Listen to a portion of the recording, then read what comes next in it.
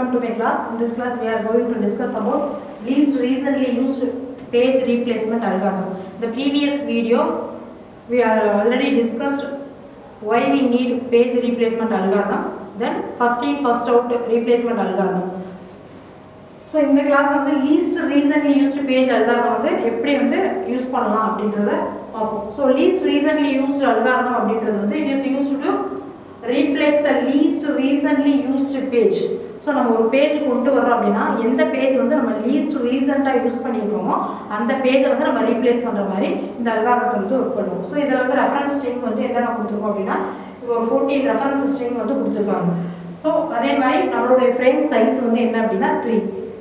So இதை எப்படி வந்து ரீப்ளேஸ் பண்ணலாம் அப்படின்னு பார்த்தீங்கன்னா ஃபர்ஸ்ட் வந்து என்ன ஸ்ட்ரிங் அப்படின்னா இந்த 0 அப்படிங்கறத நம்ம மெயின் ஃப்ரேம்க்குள்ள கொண்டு வருவோம். ஸோ அப்போ நமக்கு ஒரு பேஜ் ஃபால்ட் வந்து அக்கர் ஆகும்.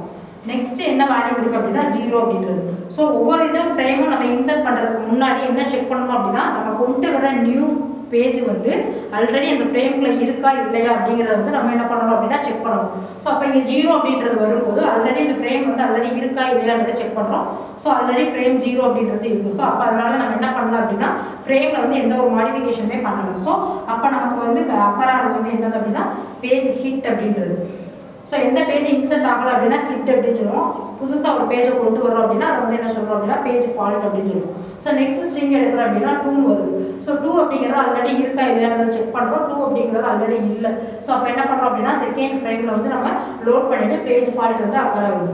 ஸோ நெக்ஸ்ட் வேல்யூ பார்க்குறோம் 3 அப்படின்றது நமக்கு பேஜில் இல்லை. ஸோ அப்போ என்ன பண்ணுறோம் அப்படின்னா லாஸ்ட்டாக வந்து 3 அப்படிங்கிறத இன்சர்ட் பண்ணிவிட்டு பேஜ் ஃபால்ட் வந்து அக்கர் ஆகிடுது.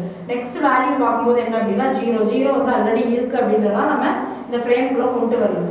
ஸோ இதுக்கு அடுத்து என்ன வேல்யூ வருது அப்படின்னா நமக்கு 1 அப்படிங்கிறது வருது. ஸோ 1 அப்படிங்கிறத செக் பண்ணோம் அப்படின்னா அந்த ஃப்ரேமில் 1 அப்படிங்கிற வேல்யூ வந்து கிடையாது. ஸோ அப்போ இதில் எந்த பேஜை ரீப்ளேஸ் பண்ணிவிட்டு அந்த 1 அப்படிங்கிற ஸ்ட்ரிங்கை வந்து உள்ளே கொண்டு வரலாம் அப்படின்னா இதில் இந்த மெத்தடை யூஸ் பண்ணி எப்படி ரீப்ளேஸ் பண்ணலாம் அப்படின்னா ஸோ இதுக்கு முன்னாடி இந்த 3 வேல்யூவை கன்சிடர் பண்ணிடுவோம் 0 2 3. ஸோ அப்போ இதுக்கு முன்னாடி இந்த வேல்யூஸ் எங்கெங்கெல்லாம் அக்கர் ஆகுதுன்னு பாருங்கள். 0 இங்கே இருக்குது, 2 இங்கே இருக்குது, 3 வந்து இங்கே இருக்குது. ஸோ இப்போ இந்த லெஃப்ட் சைடில் கன்சிடர் பண்ணும்போது எந்த வேல்யூ வந்து இங்கே லாஸ்ட்டாக டிஸ்பிளே ஆகிருக்கோ அந்த வேல்யூவை நம்ம ரீப்ளேஸ் பண்ணிவிட்டு என்ன பண்ணுறோம் அப்படின்னா அந்த ஃபஸ்ட்டு வேல்யூ வந்து என்ன பண்ணுறோம் அப்படின்னா கொண்டு வரும். ஸோ இப்போ இங்கே கன்சிடர் பண்ணும்போது சரி இப்படி கன்சிடர் பண்ணுறோம். இதிலிருந்து 0 இங்கே இருக்குது, 3 இங்கே இருக்குது, 2 இங்கே இருக்குது. ஸோ எது வந்து லீஸ்ட் வந்து ரீசன்ட்லி யூஸ் பண்ணியிருக்கோம் அப்படின்றத பார்த்து நம்ம கொண்டு வரும். ஸோ அப்போ இங்கே எதை ரீப்ளேஸ் பண்ணிவிட்டு நம்ம இங்கே கொண்டு வர போகிறோம் அப்படின்னு பார்த்தீங்கன்னா 2 தான் வந்து எனக்கு லாஸ்ட்டில் இருக்குது. அப்போ என்ன பண்ணுறோம் அப்படின்னா 2 இருக்கிற பிளேஸில் நான் வந்து அந்த 1ங்கிற ஃப்ரேமை வந்து இன்சர்ட் பண்ணிடுவேன். ஸோ நெக்ஸ்ட் என்ன வேல்யூ இருக்குது அப்படின்னா எனக்கு 2 வருது. 2 வந்து ஆல்ரெடி இருக்கா அப்படின்னு சொல்லி செக் பண்ணுறோம். 2 அப்படிங்கிறது ஆல்ரெடி இல்லை. ஸோ அப்போ நம்ம என்ன பண்ணலாம் அப்படின்னா இதில் வந்து நீங்கள் கன்சிடர் பண்ணுங்கள். இதில் இருக்கிற வேல்யூஸை வந்து டிக் பண்ணுங்கள். ஸோ இப்போ நமக்கு லாஸ்ட்டாக எந்த வேல்யூ வந்து இருக்குது அப்படின்னு பார்த்தீங்கன்னா 3.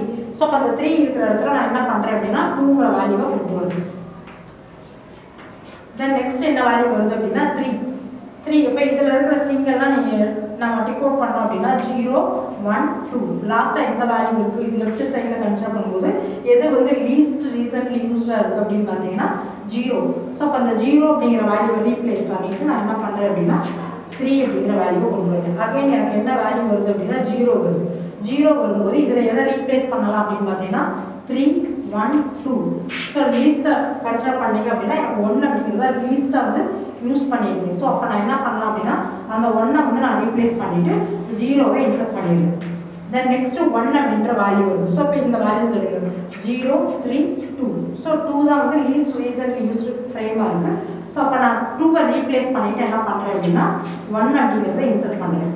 தென் நெக்ஸ்ட் 2 அப்படின்ற வேல்யூஸ் வரும்போது நான் இங்கே வர வேல்யூஸ் எல்லாம் டிக் பண்ணுறேன்னு வச்சுக்கோங்க 1 0 3. ஸோ லீஸ்ட் ரீசன்ட்லி ஃப்ரேம் அப்படின்னு பார்த்தீங்கன்னா 3. ஸோ அப்போ 3ஐ நான் ரீப்ளேஸ் பண்ணிவிட்டு என்ன பண்ணுறேன் 2 அப்படின்ற வேல்யூவை கொண்டு வரேன். தென் நெக்ஸ்ட் 3 அப்படின்ற வேல்யூ வருது. ஸோ இப்போ 3ங்கிறத எதில் இன்சர்ட் பண்ணலாம் அப்படின்னு பார்த்தீங்கன்னா ஸோ இங்கே இருக்கிற வேல்யூஸை டிக் பண்ணி பாருங்கள் 2 1 2 0 1. ஸோ இப்படி கன்சிடர் பண்ணிங்க அப்படின்னா லீஸ்ட் ரீசன்ட்லி யூஸ்டு ஃப்ரேம் வந்து என்னன்னு பார்த்தீங்கன்னா 0. ஸோ அப்போ நான் என்ன பண்ணுறேன் அப்படின்னா 0வை ரீப்ளேஸ் பண்ணிவிட்டு 3ஐ இங்கே கொண்டு வரேன். தென் நெக்ஸ்ட் வேல்யூ வந்து என்னது அப்படின்னு பார்த்தீங்கன்னா 4 அப்படின்னா 2 3 1. ஸோ இப்போ கன்சிடர் பண்ணும்போது லீஸ்ட்டாக யூஸ் பண்ணுறது வந்து 1ங்கிற ஃப்ரேம். ஸோ நான் என்ன பண்ணுறேன் அப்படின்னா 1ஐ ரீப்ளேஸ் பண்ணிவிட்டு 4ஐ கொண்டு வரேன். தென் நெக்ஸ்ட் 5 அப்படிங்கிற ஃப்ரேம் வந்து நான் இன்சர்ட் பண்ணணும். ஸோ என்ன பண்ணலாம் அப்படின்னா இங்கே இருக்கிற வேல்யூஸை டிக் பண்ணிங்கன்னு வச்சுக்கோங்க. 3 தான் வந்து எனக்கு least recently used frame. So இங்கே இருக்கிற வேல்யூவை நம்ம டிக் பண்ணுறோம். 2 3 4 4 3 2 இந்த வேல்யூவை டிக் பண்ணுறோம். எது வந்து இந்த இதில் லாஸ்ட்டாக இருக்கோ அந்த ஃப்ரேமை வந்து நம்ம ரீப்ளேஸ் பண்ணணும். ஸோ இப்போ இங்கே 2வை ரீப்ளேஸ் பண்ணிவிட்டு என்ன பண்ணுறேன் அப்படின்னா 5 அப்படின்றத கொண்டு வரும். தென் நெக்ஸ்ட் ஃப்ரேம் அப்படின்னு பார்த்தீங்கன்னா 6. ஸோ 6ஐ கன்சிடர் பண்ணுறேன் அப்படின்னா 5 3 4 எது லாஸ்ட்டாக யூஸ் பண்ணியிருக்கோம் அப்படின்னா 3ன்ற ஃப்ரேமை ரீப்ளேஸ் பண்ணிடணும். ரீப்ளேஸ் பண்ணிவிட்டு 6 அப்படிங்கிற வேல்யூ கொண்டு வரும். Then next 7.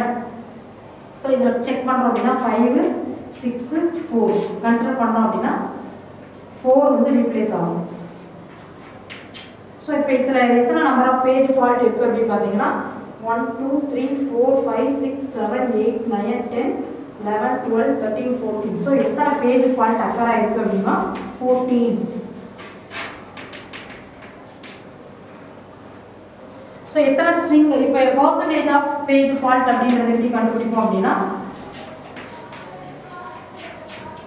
total number of page fault divided by total number of string. இதில் எத்தனை ஸ்ட்ரிங் இருக்குது அப்படின்ட்டு நான் 16 ஸ்ட்ரிங் கொடுத்துருக்கேன் இன்ட்டு 100. ஸோ பர்சன்டேஜ் அப்படின்னு சொல்லி பார்த்தோம் அப்படின்னா ஜஸ்ட் இதை டிவைட் பண்ணி பார்த்தீங்க அப்படின்னா 87.5% வந்து நமக்கு பேஜ் ஃபால்ட் வந்து அக்கர் ஆகிடும். தேங்க்யூ.